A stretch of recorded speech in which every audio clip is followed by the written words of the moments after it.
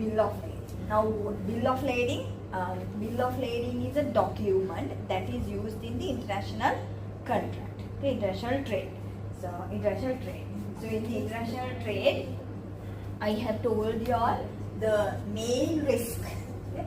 The main risk in international trade is you never know, even though the buyer has ordered the goods, buyer is not sure whether he will receive the goods on time, and the seller is not sure whether he will receive the money on time. Okay? So that risk. So to minimize that risk, a document called bill of lading has been formed. Okay? And this bill of lading, if we go in depth with the bill of lading, it acts as three different forms. Okay? It will be acting as a document for the contract. It will be acting as a receipt. Okay?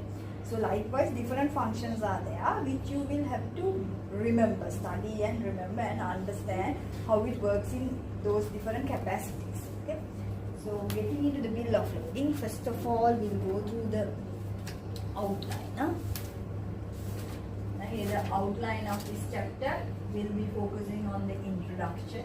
Introductory paragraphs are focusing on what you mean by the document trade. Okay? Now, last few weeks also I was saying, when it comes to the international trade, we can easily categorize it as a document trade rather than trading through goods, because the buyer decides to give the money when he receives the documents.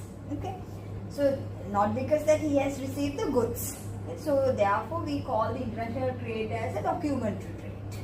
Okay, then so we are talking about that. Then we'll be focusing on what is a bill of lading. Under that we are learning how the bill of lading transactions are taking place, the different types of bill of lading. There are various types of bill of lading, and there are reasons why such bill of lading is issued, and with those reasons there are different functions, different rights that are available for the buyer, okay, and even for the seller. Responsibilities are varying with the type of the bill of lading.